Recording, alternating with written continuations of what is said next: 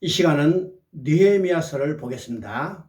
느헤미야서는 느헤미야의 인솔로 3차로 귀환하여 성벽을 재건하고 신앙 부운동을 일으키는 내용입니다.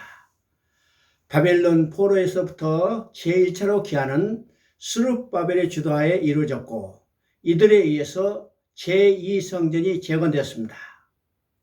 제2차 귀환은 그로부터 80년 후에 에스라의 주도하에 귀환하였고 제3차 귀환은 그로부터 13년 후에 느헤미야의 인도하에 이루어졌는데 느헤미야는 돌아와서 성벽을 재건합니다. 느헤미야서는 크게 세 부분으로 나눠지는데 첫째 부분은 1장부터 6장까지입니다. 느헤미야가 3차로 귀환하여 여러 집단의 강력한 방해에도 불구하고 52일 만에 성벽을 복원하는 내용입니다. 두 번째 부분은 7장부터 10장까지입니다. 성벽을 재건을 완공한 후에 에스라가 중심이 되어서 공동체의 신앙 계획을 통해서 내부를 정결케 하는 내용입니다. 그리고 세 번째 부분 11장부터 13장까지에서는 이스라엘의 부흥운동은 영원한 것이 되지 못하고 다시 결국 타락하여 암흑시대에 빠지게 된 것을 보여줍니다. 느헤미야가 성벽을 재건하는 일에 중점을 두고 있는 이유가 무엇일까요? 고대 세계에서는 성벽은 그 나라 곧 성읍의 존립을 좌우하는 방파제 역할을 했습니다. 그래서 성벽을 중건함으로 대외적으로는 외침을 막고 대내적으로는 이스라엘 공동체의 결속을 강화하는 일입니다. 느헤미야 3장에서 성벽 공사가 본격적으로 진행되자 사마리아 총독 산발락과 암몬 사람 도비아가 극심한 방해 공작을 펼칩니다. 이것은 구속의 역사는 뱀의 후손과 여자의 후손 간의 영적 전쟁인 것을 보여줍니다. 그리고 이 전쟁은 여호와께 속한 것이므로 성경에 등장하는 대적자들은 하나님을 대적하는 것입니다. 그리고 그 대적의 목적은 오직 하나입니다. 성벽을 수축하지 못하게 하는 데 있는 것이 아닙니다.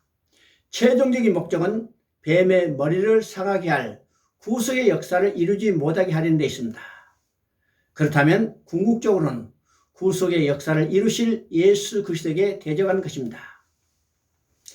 느헤미야 4장에서는 일꾼들을 절반으로 나누어 노역과 파수를 번갈아가게 하여야 하는 어려움 속에서 절대로 굴하지 않고 성벽 공사를 계속 추진해 나갑니다. 느헤미야 5장의 내용은 주의 역사를 마음들여 역사하던 공동체에 원망이 일어났으며 느헤미야가 이를 치료하는 내용입니다. 성벽 재건 공사에 있어서 난관은 외부의 방해 공작과 같은 대외적인 문제만이 아니었습니다. 다른 한편 내부의 분열 곧 부패였습니다. 이것도 사단의 관계임을 알아야 합니다. 느헤미야 6장은 하나님이 역사를 해방하고자 하는 계략이 나오고 그럼에도 불구하고 성 역사가 52일 만에 완공된 기록입니다. 느헤미야 6장에는 두렵게 하고자 한다는 말이 다 4번 반복되는데 9절과 14절과 19절에 16절과 19절에 나옵니다. 그런데 9절과 14절과 19절에는 대적들이 느헤미야를 두렵게 해서 성벽 재건을 방해하려 했던 것입니다. 여기에 드러난 핵심적인 강조점은 대적은 이루지 못하게 하리라고 발악적으로 방해했지만 하나님은 이루신 것입니다. 그것도 기적같이 52일 만에 이루신 것입니다. 이때 우리 모든 대적과 주위에 있는 이방 사람들이 이를 듣고 다 두려워하여 낙심하게 될 것입니다. 이는 이 역사를 우리의 하나님께서 이루신 것을 알미니라. 이것이 구속의 역사입니다. 만군의 여호와의 열심히 이를 이루시리라. 지금 성 쌓는 이야기가 아닙니다. 그것은 그림자에 불과합니다. 궁극적으로는 구속의 역사를 이루시는 하나님이십니다. 드디어 계시록에서는 이루었도다. 나는 알파 오메가여 처음이요 마지막이라고 선언하십니다. 우리도 우리를 위하여 싸우시는 하나님, 역사를 이루시는 하나님을 믿고 이렇게 기도하십시다. 이제 내 손을 힘있게 하옵소서. 아멘. 느헤미야는 성벽 재건이 완료되자 백성들을 여호와께 헌신하기 위해 수문 앞 광장에 모이게 했습니다. 이때 에스라가 등장하여 율법책을 강독하자 백성들은 율법의 참 의미를 깨닫고 통회의 눈물을 흘리기 시작합니다. 회개와 부흥의 역사가 일어난 것입니다. 에스라는 첫날부터 끝날까지 날마다 하나님의 율법책을 낭독하고 성경은 다시 한번 우리에게 회개운동은 그리고 부흥운동은 말씀운동으로부터 온다는 것을 일깨워주고 있습니다. 그리고 이스라엘 백성들은 신실하신 하나님 앞에서 충성을 다짐하면서 하나님과의 언약을 새롭게 갱신합니다. 성벽의 재건과 함께 거국적인 회개운동이 유다 백성들 사이에서 일어나 허물어진 신앙의 정벽까지 새롭게 세운 것입니다. 그러나 안타깝게도 느헤미야서의 마지막 부분은 그들이 쌓은 성벽에 다시 구멍이 뚫어지고 있음을 보여주고 있습니다. 느헤미야가 바사로 돌아갔다 10여 년 만에 재차 귀환해 보니까 그들이 굳게 세운 언약을 지키고 있지 않았습니다.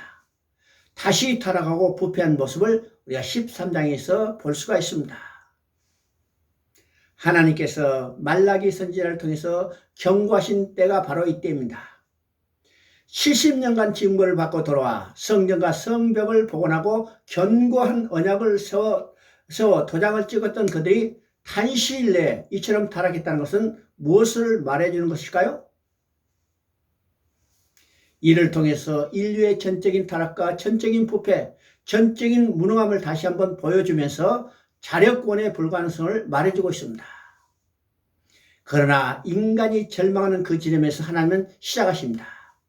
그러므로 구약의 마지막 단어는 말라기 4장 6절에 나온 것처럼 저주이고 신약의 마지막 단어는 계시록 22장 21절에 나온 것처럼 은혜인 것입니다. 느헤미야서를 마치면서 우리들도 바울과 같이 사람은 다 거짓되되 하나님은 참되시다 할지라고 고백할 수밖에 없는 것입니다.